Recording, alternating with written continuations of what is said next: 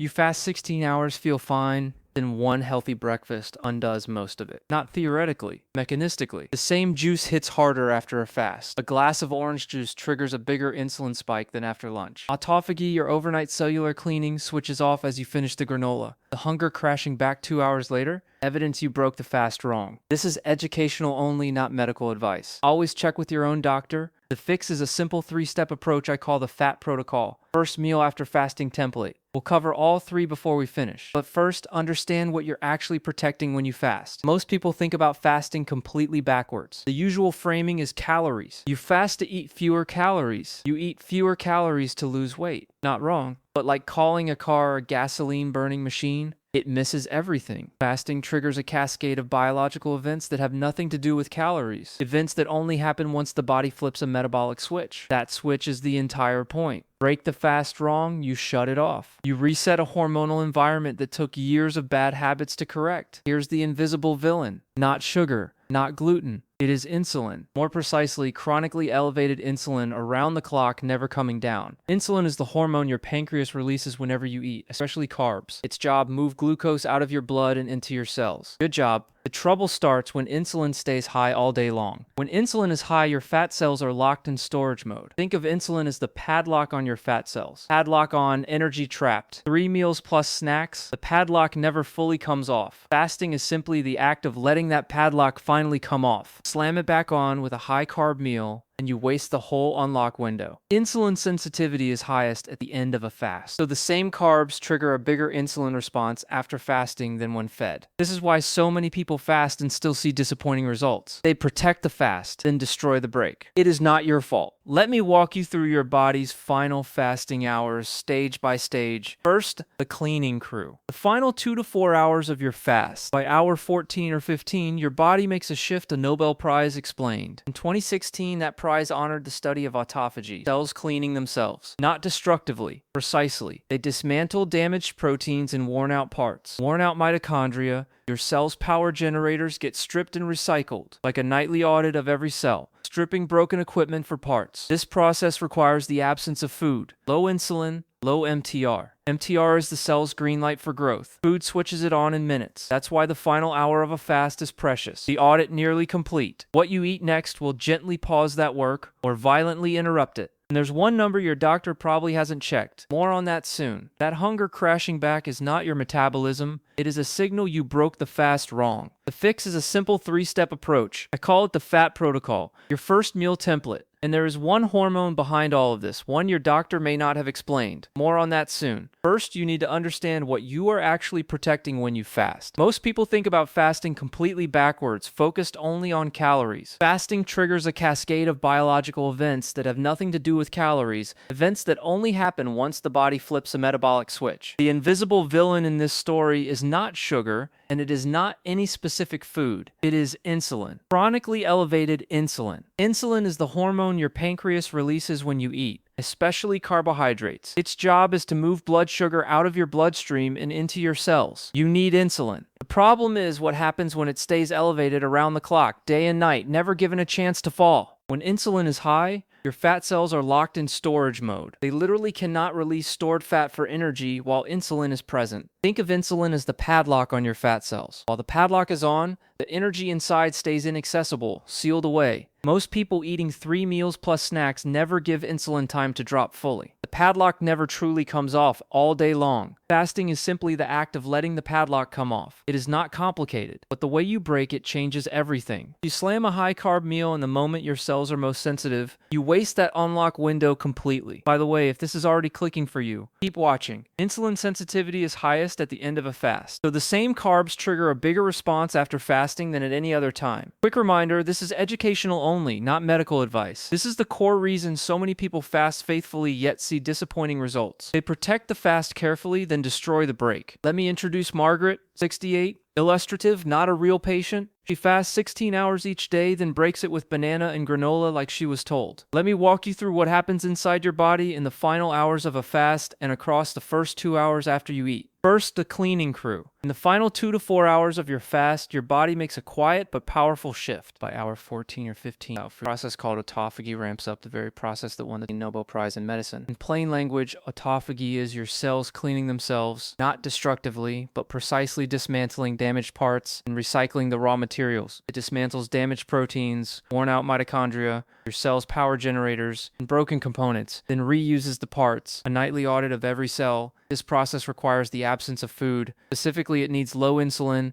and low levels of a growth signal called mTOR. Think of mTOR as the cell's green light for growth and construction. When it is active, the cell builds. When it goes quiet, the cleaning crew runs. Food, especially protein and carbohydrates, switches mTOR back on within minutes. That is why the final hour of a fast is so precious. Whatever you eat in those final minutes will either gently pause the cleaning crew or violently interrupt it mid-shift. Research at the National Institutes of Health, led by Mark Mattson, documented metabolic switching, your body shifting from burning glucose to burning fat and ketones. Ketone bodies are molecules the liver makes from stored fat when glucose runs low. They are not just backup fuel. They also calm inflammation. Mattson's work, published in the New England Journal of Medicine in 2019, found this switch usually happens between 12 and 16 hours of fasting in most adults. By the time you sit down for your first meal, if you have fasted long enough, you are running on ketones, and your brain is working with unusual clarity. Your inflammatory markers are lower, your cells are in repair mode. The real question is, what happens the precise moment food arrives? Next comes the ignition response. The first 20 minutes after your first bite, your body starts reacting before digestion even begins. The moment food touches your mouth, your brain triggers a small preemptive insulin release. Taste, smell, even the anticipation of eating sets it off. That alone is not a problem. The trouble starts when the food reaches your small intestine, roughly 20 to 45 minutes later. If that food is high in simple carbs, fruit, bread, juice, a banana smoothie, glucose floods into your bloodstream fast, and your pancreas answers with a large insulin spike. Because you are peak insulin sensitivity, this spike is far bigger than it would be mid-afternoon after 2 or 3 earlier meals. A 2021 paper in the journal Nutrients, using continuous glucose monitors, confirmed glucose responses are significantly amplified in the morning fasted state. The mechanism is simple. The cells have been empty for hours, and their glucose doorways sit at peak readiness. More doors open means faster sugar entry. That large insulin spike shuts down fat burning completely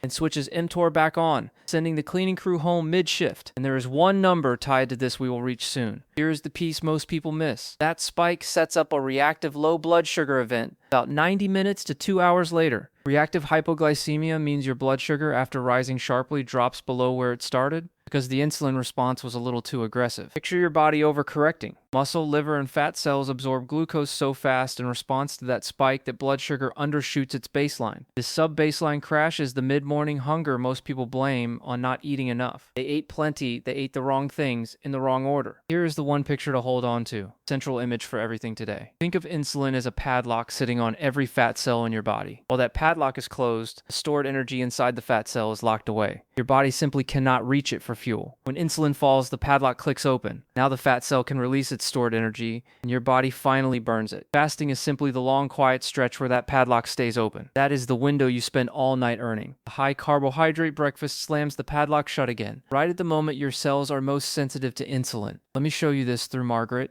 68, our example throughout today. She fasts 16 hours, then breaks it with fruit and granola. Inside Margaret, the simple sugars rush into her small intestine within 20 to 45 minutes, flooding her bloodstream fast. Pancreas answers with a large insulin spike, bigger than it would have been at lunch, because the fast left her cells primed. The glucose transporters on her cells were waiting at peak readiness. More open doors means faster entry, means a steeper rise. That spike does 3 things at once. It stops fat burning, it shuts down the cellular cleaning crew, and it sets up a crash. 90 minutes later, Margaret's blood sugar overshoots downward, dropping below where it started. Doctors call this reactive hypoglycemia. That sub-baseline dip feels exactly like real hunger. So Margaret reaches for another snack, and the padlock slams shut all over again. By noon, she has cycled through insulin twice, even though she ate only once. The crash was hormonal, never a true need for food. Quick reminder, this is educational only, not medical advice. If your blood sugar swings feel severe, please talk with your own doctor. Now the good news, the mechanism that keeps the padlock open. Dietary fat barely moves insulin at all. None of this storm has to happen. When you eat fat, blood sugar stays flat and insulin stays low. The cleaning crew winds down gently, like easing off a pedal. Fat eaten first also triggers a gut hormone called cholecystokinin, or CCK, which tells your brain that real satisfying food has arrived. CCK also slows how fast your stomach empties. So any carbohydrates you eat later that meal are absorbed gradually, not all at once. This is why food order matters as much as food choice. Fat and vegetables before carbohydrates can cut the post-meal glucose peak dramatically. Trials at Weill Cornell Medicine published in Diabetes Care found eating vegetables and fat first lowered glucose peaks by up to 44%. Protein is a little more complicated. It does raise insulin somewhat,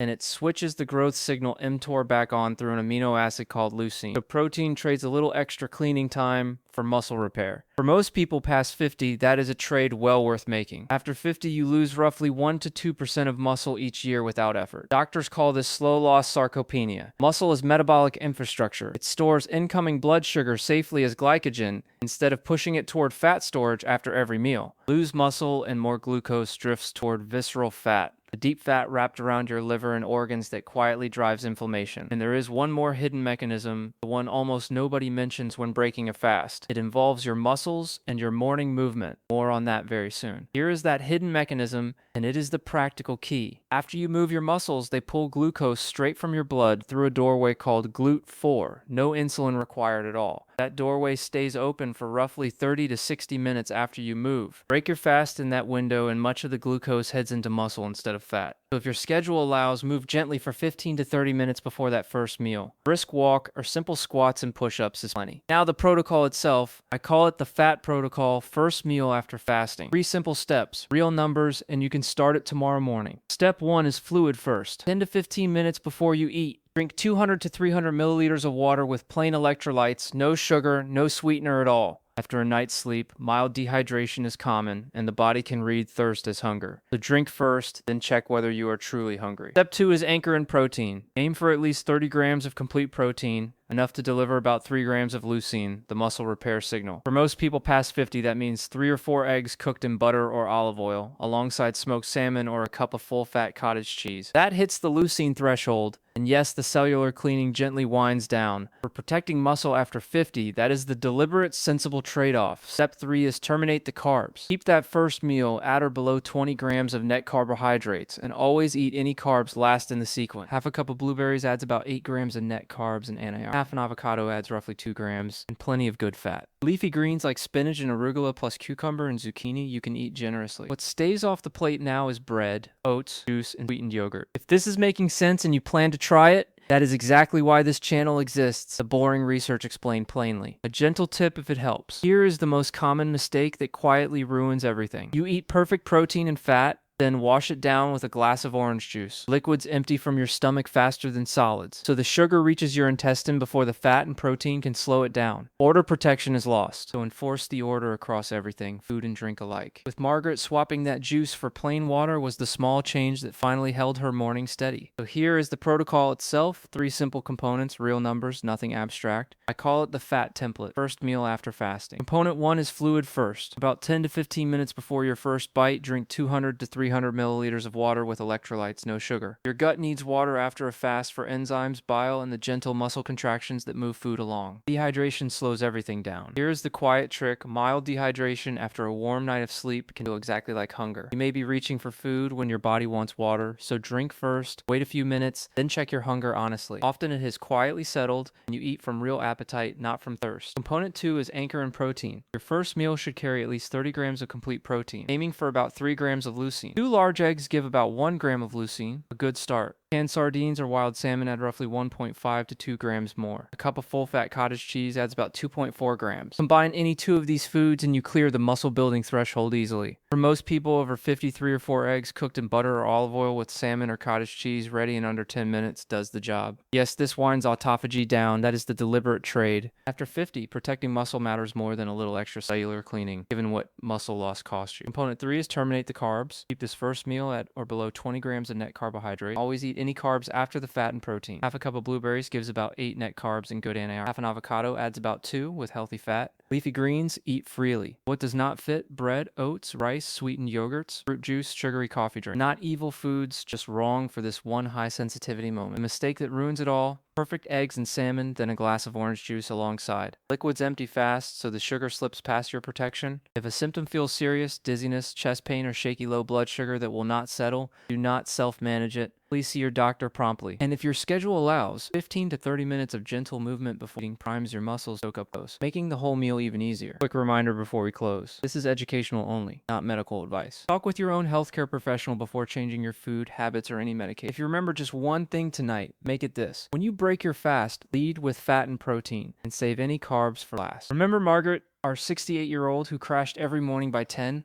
She swapped her granola for eggs and avocado, and the mid-morning hunger simply faded. That steady calm is the second meal effect doing its quiet work, smoothing her blood sugar gently through the whole afternoon, one good morning choice rippling forward. None of this is about willpower. The mid-morning crash was never weakness. It was hormones following the rules, and now you know how to set those rules. And remember, it is not just your age. Your body is responsive at any age. Give it the right first meal, and it answers with steadier energy. If this helped you understand your own body, consider subscribing. I read the boring research so I can hand you the simple, safe step that actually matters. So tomorrow morning, water first, then fat and protein carbs last. That 3 a.m. hunger you dreaded, now it can become a calm, steady, hopeful start. See you next time.